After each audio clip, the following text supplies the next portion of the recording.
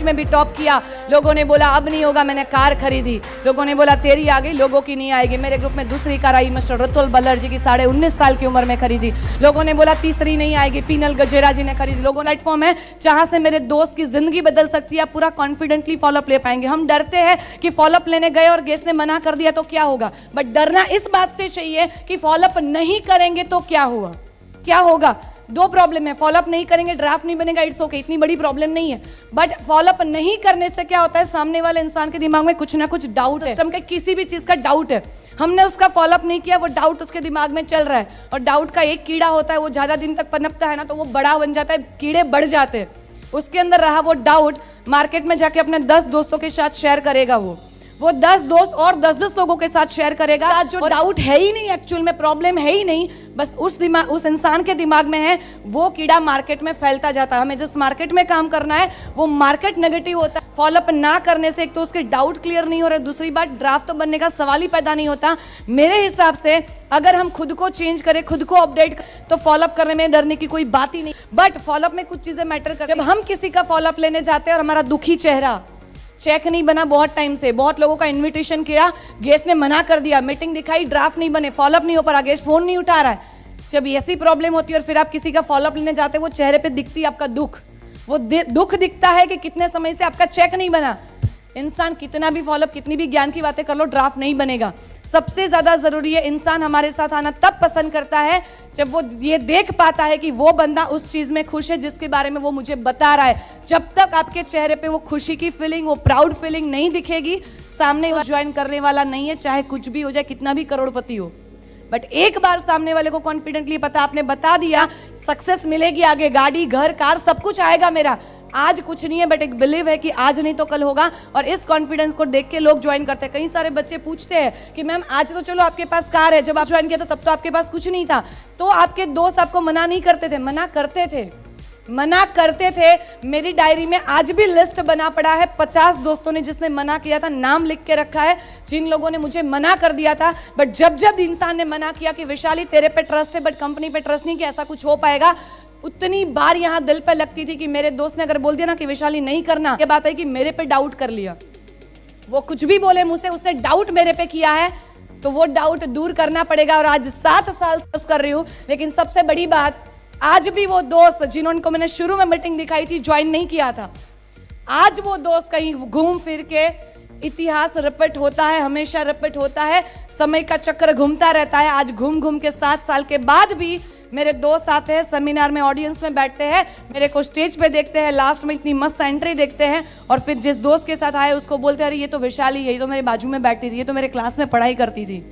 और मेरे बच्चे उनको बोलते हैं कि बेटा उस दिन कर लिया होता ना तो ऑडियंस में नहीं होता, स्टेज पे होता तू। मेरे को फर्क कभी नहीं पड़ा, मैंने कभी रिजेक्शन को देखा ही नहीं।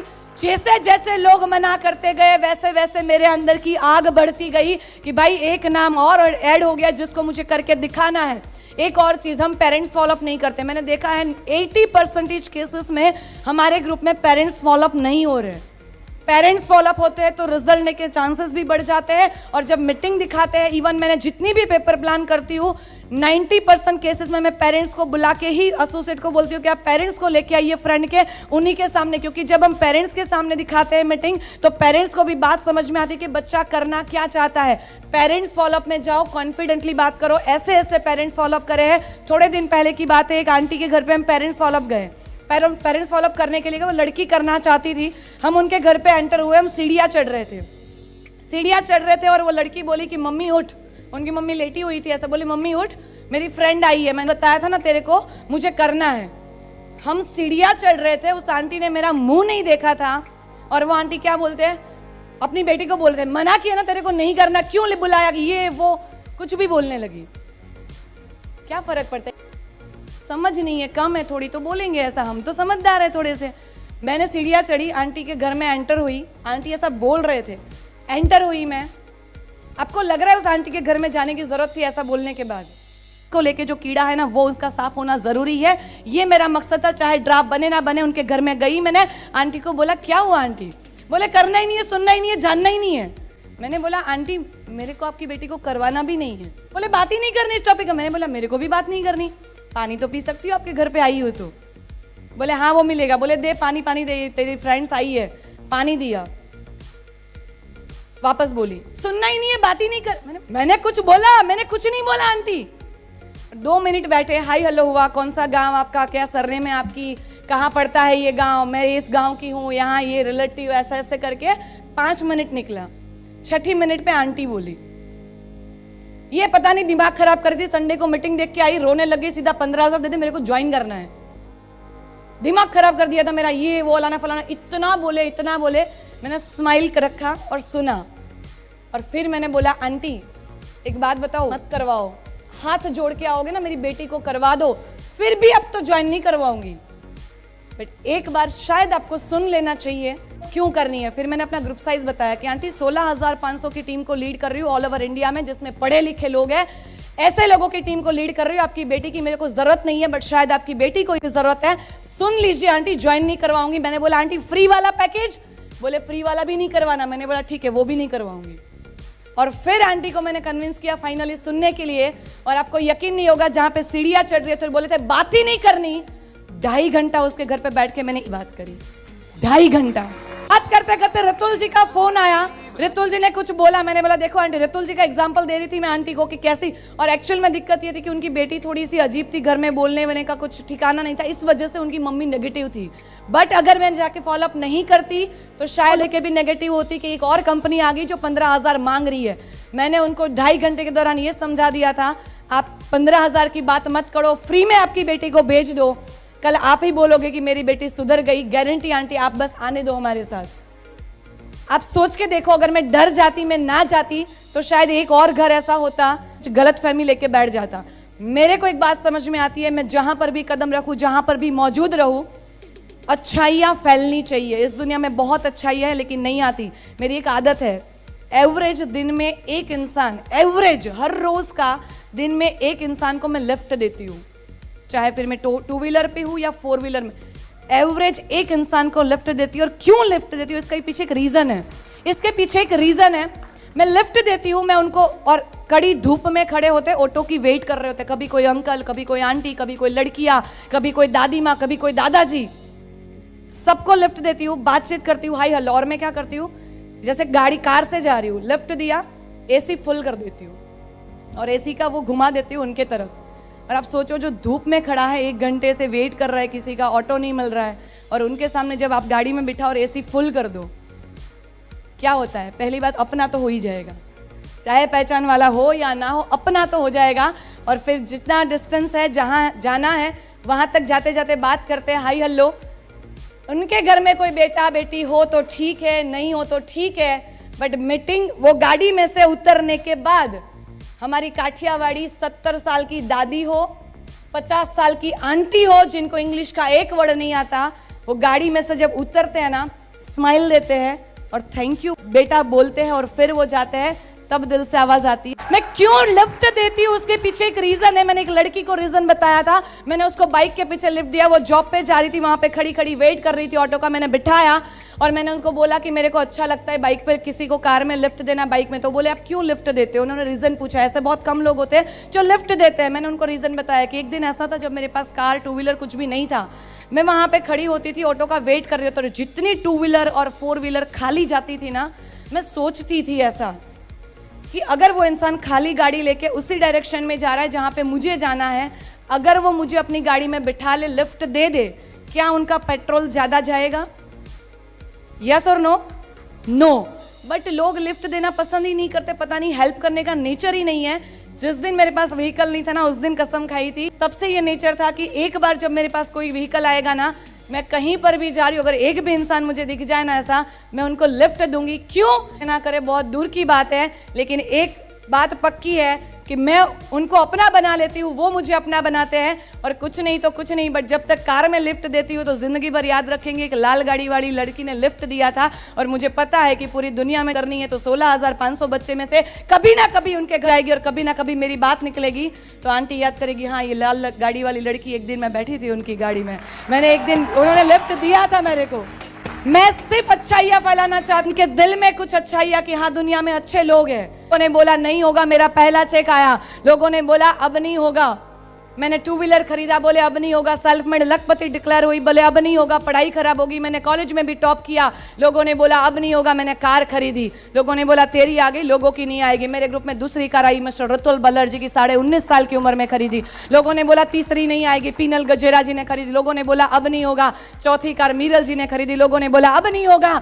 हमने 5वीं कार उर्विशा शाह जी की खरीदी, लोगों ने बोला अब तो होगा ही नहीं। हमने 6ठी कार खरीदी दीपाली वाचानी जी की, 7वीं कार खरीदी रिद्धि कुकड़िया जी की, 8वीं कार खरीदी निधि सवानी जी की, 9वीं कार आई राहुल पिपावत जी की, 10वीं कार ग्रुप में आई नेहल नभोया जी की, 11वीं कार आई धारा बाबरिया जी की, 13वीं कार आई मोनिका सुतरिया जी की, 14वीं कार आई पूजा चौहान जी की। पहला घर मैंने बनाया, दूसरा घर रतुल जी ने, तीसरा पीनल जी ने, चौथा भी पीनल जी ने, 5वां मीरल जी ने, 6ठा दीपाली जी ने, 7वां घर प्रॉपर्टी बनाई रिद्धि कुकड़िया जी ने। जिस दिन बोला था नहीं होगा, कार की लंबी लाइन लगवाई, बोले अब नहीं होगा। हमने घर खरीदा, बोले अब नहीं होगा। हमने घर की लंबी लाइन लगवाई, अब लोगों ने ये नहीं बोला अब नहीं होगा, पूछे आगे क्या क्या होगा। आज मुझे याद आती है दंगल मूवी, अगर शायद आपने देखी हो, जब उस लड़की फाइनल को खेलने जाती होती है, अपने पापा के साथ बैठी है और अपने पापा को पूछती है कि पापा कल की स्ट्रेटेजी क्या है। गोल्ड मेडल उनको जीतना था ओलंपिक में। उनके पापा बोलते हैं बेटा कल की कोई स्ट्रेटेजी नहीं है, कल की कोई स्ट्रेटेजी नहीं है, कल तेरे को लड़ाई करनी है, कल तेरे को लड़ाई करनी है। बट जब तू जीतेगी, अगर तू सिल्वर जीत के आएगी तो आज नहीं तो कल लोग तुझे भूल जाएंगे, बट तू अगर गोल्ड बन गई तो तुम मिसाल बन जाएगी। और मिसालें कभी भूली नहीं जाती बेटा, मिसालें हमेशा दी जाती है, तेरे को मिसाल बनानी है। उस सीन में मुझे बहुत बहुत फेवरेट सीन है वो मेरा, जब वो आमिर खान बोल रहा होता अपनी बेटी को, वहां पे 2 छोटी छोटी लड़कियां खेल रही होती है उनके गाँव की, और आमिर खान उनकी बेटी को बोलते हैं, उसमें जो रोल करा है उसमें, कि बेटा उस दोनों लड़कियों को देखो वहां पे खेल रही है, कल तेरे को जो चैंपियनशिप लड़नी है ना, कल तेरे को उस ऑस्ट्रेलियन के सामने नहीं लड़ना, सिर्फ तेरे को कल हमारे समाज के लाखों लोगों के साथ लड़ाई करनी है। अगर तू कल जीतेगी तो अकेली नहीं जीतेगी, ऐसी लाखों लड़कियां जीतेगी। अगर तेरी लड़ाई कल है ना तो समाज के उन लाखों लोगों के लिए है जिनके दिमाग में आज भी ये चलता है कि लड़की मतलब सिर्फ घर में चूल्हा चौका करेगी, लड़की मतलब सिर्फ शादी करवाई जाएगी, लड़की मतलब पहले भाई के नीचे दबके रहेगी, फिर पापा के नीचे, और उसके बाद हस्बैंड जैसा बोलेगा वैसे ही करेगी। ना उसका कोई नाम होगा, ना पहचान होगी, ना कोई वैल्यू होगी। वो समाज के लाखों लोगों के साथ लड़ाई थी उनकी, और आज सेम दंगल है, यस का दंगल है। आज अगर हम यहां पहुंचे हैं और बात निकली है तो बहुत दूर तक जानी चाहिए। और मैं सवाल पूछना चाहती हूं, हमारे समाज के आज की सदी में ऐसे जीने वाले लोग मैंने देखे हैं जो लड़कियों पे हाथ उठाते हैं, उनको मार पड़ती है। मैंने ऐसे पेरेंट्स देखे हैं जो लड़कियों को घर से बाहर नहीं जाने देते। लेकिन एक बात मुझे समझ में आई मेरे फ्रेंड सर्कल में देख के, इसकी स्प्रिंग को जितना दबाया जाता है ना, वो उतनी ज्यादा उछलती है। मेरे पापा ने मुझे, मम्मी ने मेरे को कभी नहीं दबाया, बोला बेटा कर तू, कि हमारी जो ये लड़ाई है ना वो समाज के उन लाखों लोगों से है जो आज भी लड़की को कमजोर समझते हैं। 14 गाड़ियां आई है ग्रुप में, 7 प्रॉपर्टी बनी है, 14 गाड़ियों में से 12 गाड़ियां लड़कियों ने खरीदी है, 7 प्रॉपर्टी में से 6 प्रॉपर्टी लड़कियों ने बनाई है। इतना करने के बाद भी अगर हमारा समाज ये बोलता है ना कि लड़कियां कुछ नहीं कर सकती, लड़कियों को चूल्हा चौका करना चाहिए, तो सवाल सुने कान खोल के हमारा ये समाज। मेरे को सिर्फ छोटा सा जवाब चाहिए, और मेरा सवाल है मेरी छोरियां छोरों से कम है क्या? लेकिन बात जब आती है लड़कियों पे, मैं रिक्वेस्ट करना चाहूंगी as a upline, as a friend समझो, कुछ भी, पेरेंट्स की जगह पे बहुत सारे बच्चे रखते हैं, मैं सिर्फ एक रिक्वेस्ट करती हूँ, कभी ऐसा कोई काम प्लीज मत करिएगा। एक लड़की गलत कर लेती है ना, लाखों लड़कियों को उसकी सजा भुगतनी पड़ती है। यहाँ इतनी लड़कियों ने अच्छा किया तो लाखों लड़कियों को परमिशन मिली है घर से बाहर जाने की, कुछ करके दिखाने की। एंड द लास्ट, मेरे अंदाज में बोले बिना मैं बिल्कुल नहीं जा सकती। कभी कभी मैं सोचती हूँ मैं बहुत देर से आई हूँ, कभी कभी मैं सोचती हूँ मैं बहुत देर से आई हूँ। मुझे राणा सांगा के युग में आना था, एक हाथ से लड़ा वो वीर, मुझे बिना हाथ के लड़ना था। कभी कभी मैं सोचती हूँ मैं बहुत देर से आई हूँ, मुझे अकबर के युग में आना था, बिरबल से बढ़कर अपनी बुद्धि को दर्शाना था। कभी कभी मैं सोचती हूँ मैं बहुत देर से आई हूँ, मुझे सन 1942 में आना था, भारत छोड़ो आंदोलन में गांधी का हाथ बटाना था। इतने प्यारे बच्चे और अपलाइन मिलने के बाद हमेशा ये सोची हूं बहुत सही टाइम पे आई हूं, क्योंकि बन गए वो लोग इतिहास, मैं एक नया इतिहास बनाने आई हूँ। मेरा नाम वैशाली धनानी देसाई है, मैं सूरत से बिलोंग करती हूँ। मैंने सूरत से ही पढ़ाई कंप्लीट करी है। वैसे मेरी कहानी बहुत मजेदार है, लेकिन आज इतना वक्त नहीं है। अपने बारे में शॉर्ट एंड स्वीट बताना चाहूंगी। मेरे पेरेंट्स मुझे सपोर्ट नहीं कर पाए थे ज्वाइन करने के लिए, 2 रीजन की वजह से। एक तो उनको ट्रस्ट नहीं था कि ऐसा कुछ पॉसिबल हो सकता है, और दूसरा रीजन वो फाइनेंशियली इतने स्ट्रांग नहीं थे कि मुझे तुरंत से निकाल के पैसे दे पाए। बट मुझे पता था मुझे करना है, और एक चीज हमेशा से बचपन से एटीट्यूड कैरी करा है कि कुछ भी हो जाए, एक बार अगर कोई चीज ठान ली फिर दुनिया सीधी हो जाए उल्टी हो जाए फर्क नहीं पड़ता, करना है तो करना है। और वो कहता है ना कि जिनको कुछ करना होता है वो कैसे भी कर लेता है। मैंने खुद से अरेंज करके ज्वाइन कर लिया, पढ़ाई जॉब और साथ में मेरे गट्टे मैंने थोड़े ही समय के अंदर 2 व्हीलर खरीद लिया था कैश पेमेंट पे। उसके बाद मेरे पापा ने जो घर खरीदा उसमें 5 से 6 लाख रुपए कम पड़ रहे, तो मैंने पापा को हेल्प करी 5 से 6 लाख रुपए की। 31 मार्च 2013 की बात करूं तो सूरत की यूनिवर्सिटी का ऑडिटोरियम बुक करा के 1200 लोगों के सामने मैंने अपने पेरेंट्स को स्टेज पे बुला के गिफ्ट दिया था। पूरे गुजरात की पहली ऐसी लड़की बनी थी जिसने इतनी छोटी सी उम्र में पढ़ाई करते करते व्हाइट इनकम से खुद के दम से कमाए पैसों से एक छोटा गिफ्ट दिया था, और वो गिफ्ट था 6.5 लाख रुपए की red colour Honda Brio 4 wheeler की चाबी थी वो जो मैंने गिफ्ट करी थी। मम्मी को 50,000 के सोने के कंगन मैंने गिफ्ट करे। उसके बाद बोला जाए, ऐसा कहते हैं लोग कि मतलब शुरू किया था तो लोग बोलते थे नहीं हो पाएगा, बट मुझे खुद पे भरोसा था, मुझे करना था। मुझे सिर्फ सपने दिखते थे, मुझे प्रॉब्लम्स नहीं दिखती थी। वो कहते हैं कि अगर हमें सपने बड़े लग रहे हैं तो प्रॉब्लम छोटी हो जाती है और अपने सपने हम पूरे कर लेते हैं, लेकिन अगर हमें प्रॉब्लम बड़ी दिखती है तो सपने कभी पूरे नहीं हो पाते। मैंने अपने सपनों को बताया था कि मुझे पूरे करने हैं, तुझे मैं हासिल करके रहूंगी। मैंने प्रॉब्लम को बोला मेरे सपने बहुत बड़े हैं, तू साइड में ही हो जाए, वो साइड में हो गई, मैंने सपने पूरे करती गई। एक सबसे बड़ी अचीवमेंट मेरी, इंडिया के किसी भी कोने का नाम बता दीजिए, छोटा सा छोटा शहर हो या बड़े से बड़ा शहर, मैं उस स्टेशन रेलवे स्टेशन जाके ट्रेन से उतरूं और 10 लोग मुझे कार लेकर रिसीव करने ना आए तो मैं अपना नाम बदलने को तैयार हुई। ये मेरी सबसे बड़ी अचीवमेंट है। मुझे लोगों ने बोला था वैशाली 2 लोग भी ज्वाइन नहीं करेंगे, तुझे लोगों ने सही बोला था, 2 के लिए ज्वाइन भी नहीं करा था। आज ज्यादा बड़ा नहीं, doctor, engineer, professor, lawyer, CA, housewife, teacher, businessman, बहुत सब सारे कैटेगरी के लोग, सारे प्रोफेशन के लोग, सारी उम्र के लोगों को अगर मिला दिया जाए तो पूरे इंडिया में ये काठियावाड़ी लड़की कहां तक पहुंची है। ज्यादा बड़ा नेटवर्क नहीं बना, 18,000 लोग हैं जो मुझे ज्वाइन कर चुके हैं।